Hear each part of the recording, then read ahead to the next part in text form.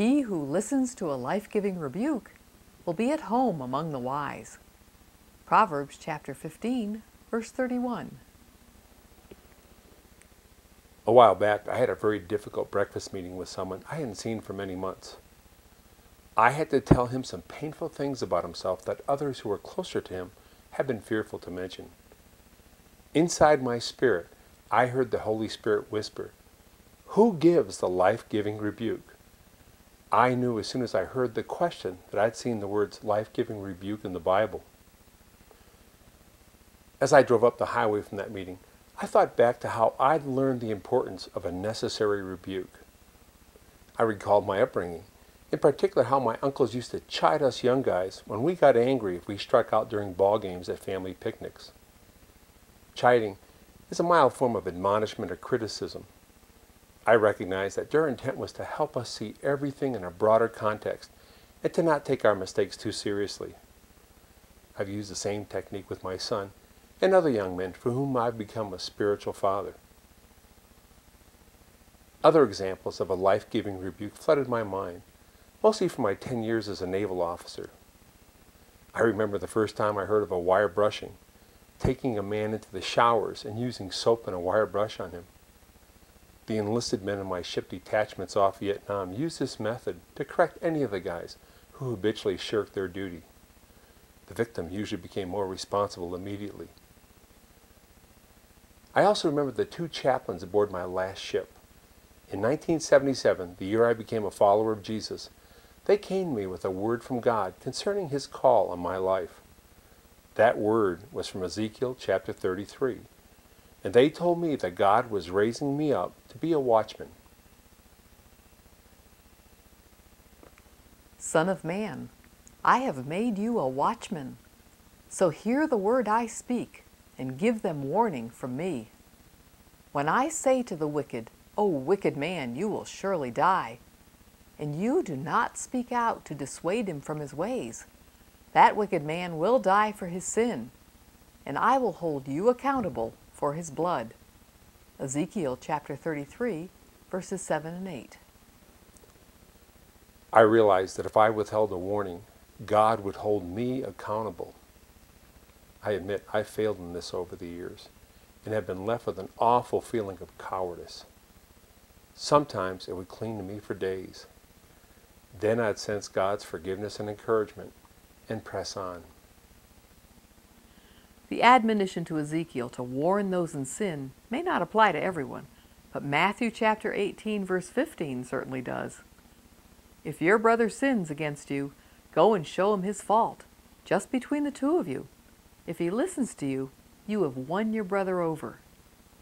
Everything recorded in the Hebrew Scriptures pointed to the following command. So in everything, do to others what you would have them do to you. For this sums up the law and the prophets. Matthew chapter 7, verse 12. That's an order I take seriously. I was the most rebuked and corrected naval officer I knew. I haven't met anyone who faced more correction than I did from men who saw some potential in me.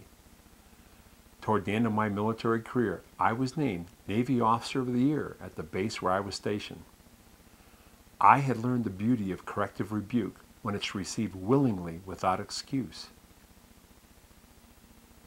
Don't fool yourself into believing you're beyond the need for correction. If anything, look at the kind of people Jesus chose to follow Him. None enjoyed status in the world, yet He called them His friends in their obedient trust. Consider this humorous look at the humble, everyday people Jesus chooses for His kingdom work. Memorandum to Jesus, son of Joseph, woodcrafter, carpenter shop, Nazareth. From Jordan Management Consultants, Jerusalem. Dear Sir, thank you for submitting the resumes of the 12 men you have picked for management positions in your new organization. All of them have now taken our battery of tests. We have not only run the results through our computer, but also arranged personal interviews for each of them with our psychologist and vocational aptitude consultant. It is the staff opinion that most of your nominees are lacking in background, education, and vocational aptitude for the type of enterprise you are undertaking. They do not have the team concept. We would recommend that you continue your search for persons of experience in managerial ability and proven capability. Simon Peter is emotionally unstable and given to fits of temper.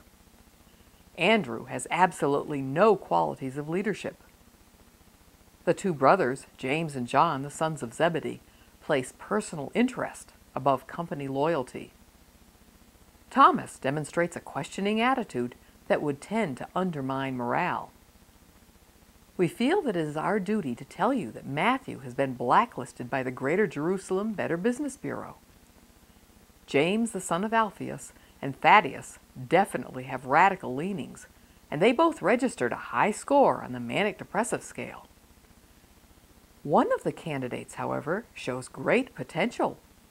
He is a man of ability and resourcefulness, meets people well, has a keen business mind, and has contacts in high places. He is highly motivated, ambitious, and responsible. We recommend Judas Iscariot as your controller and right-hand man. All of the other profiles are self-explanatory. We wish you every success in your new venture. Sincerely yours, Jordan Management Consultants. Who in your life has the freedom to correct you? When did they last do so? Does it take them courage to say anything corrective to you? Ask them. Do those close to you find it difficult to communicate a differing view or opinion to you? Ask them. Do those close to you think you control others to get your way? Ask them. Do you find yourself busy with activity yet minimal in emotional intimacy with other people? Ask them. If your father or mother is still alive, ask them, is it a joy to have me as your child? Why? What was their response? If you work under someone's supervision, ask that person if you contribute positively to the interpersonal environment at your workplace. What positive ways? What negative ways? How can you improve? If you're married, does your family consider you a warm, caring person? Ask them. Hebrews chapter 13, verse 17 commands each of us, obey your leaders and submit to them, for they keep watch over your souls as those who will give an account. Let them do this with joy and not with grief, for this would be unprofitable for you. From your vantage point, does the leadership in your faith community know you well enough to render account to God for you? If you're personally known by the leadership, ask them, is it a joy to have me in this faith community? Get feedback. Ask them why. What was their response? Are you in a Nicolaitan system in which the leadership has little or no contact with you or doesn't even know you at all?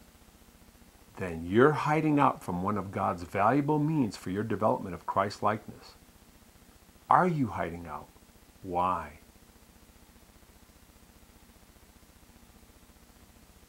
Remember your leaders, those who spoke God's message to you.